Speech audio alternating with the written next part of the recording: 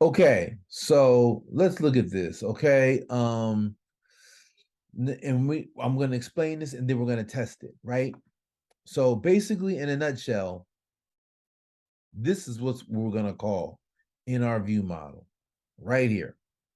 This is the method we're going to call. This accepts a string from this right here. Okay, it's going to accept that string, and we're going to test it to make sure that it's there. Okay, that's what we use this get let to make sure that we have a string, right? We're unwrapping this optional string. Then we're passing the string to the fetch API function, right?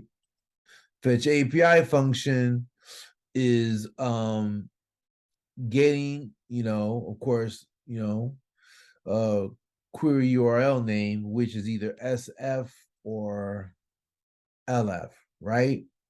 SF or LF, which in our case is SF, the input value string, and then we have an escape enclosure. Um, and we return, and basically we construct our URL using this function, right? This function constructs the URL and adds the query string, the key and the value, which is the key is the um I can't remember what it's called, but it's this value. URL query name is the key. This is the value. Okay. Um, and of course, um, once we do that and it passes that, otherwise, then we take this URL value and we get the API response, right? Um, and that's where we do our networking. That's why we have an escape enclosure, because this may take a time for us to send the request and get the response back. Once we get the response back, we have the data, right?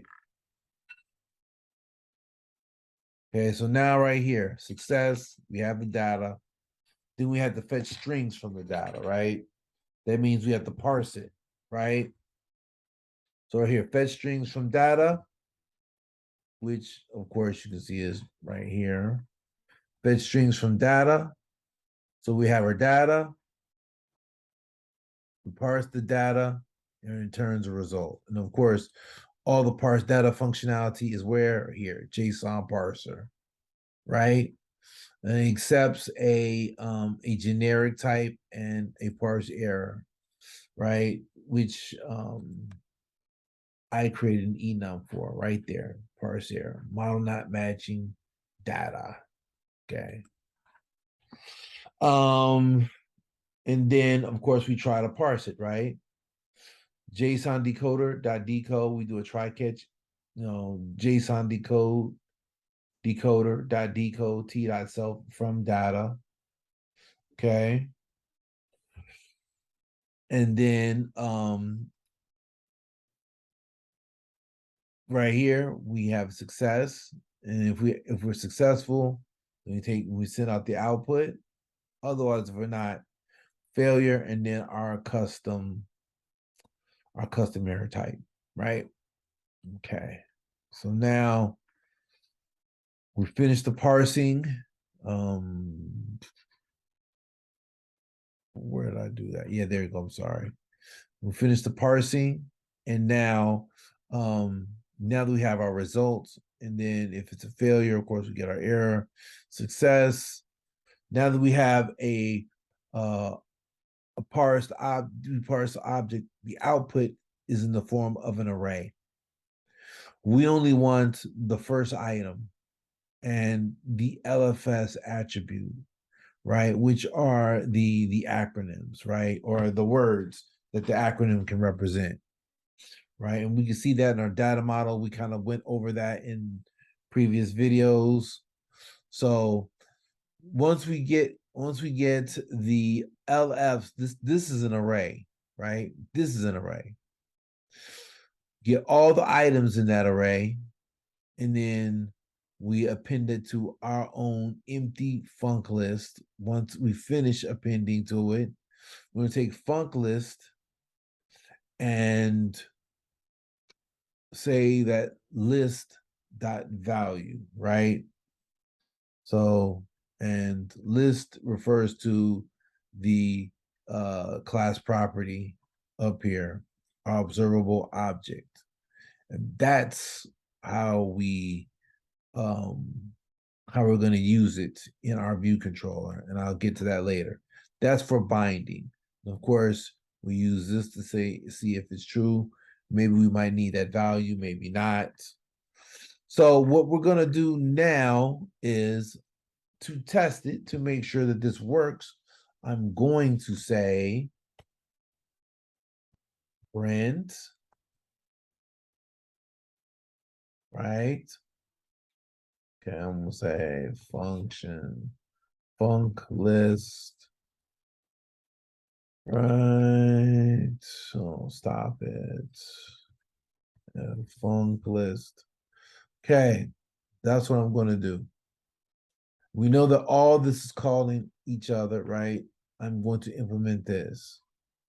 So let's go back to the main view controller, and let's start off by creating an instance of the view model.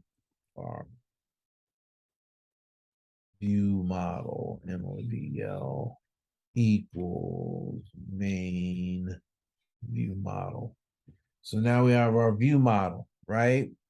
And now this is where we do our button tap, view model dot populate table view, and this we're going to get this from what? Test search field, right? Dot text.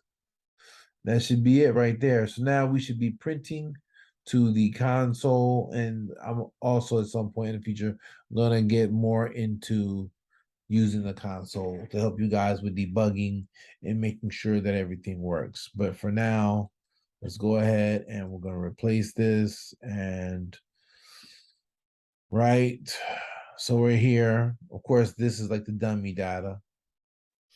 And we're going to say, I'm going to say DL. Okay, this is an abbreviation for something. I don't know what. And there it is. Okay, look at this. Dichotic listening, detection limit, delta, disolateral diagnostic, dorsal, distal latency. All these are words that DL can stand for. Okay. So that shows you how to do that. And I think this video is long enough. So what we're going to do now is we're going to move on to the next one. And I'm going to show you how to implement MVVM view model. I think this right here is a good clue, but we're going to stop a few of the things that people are used to. And yeah, I'm going to explain that. So on to the next.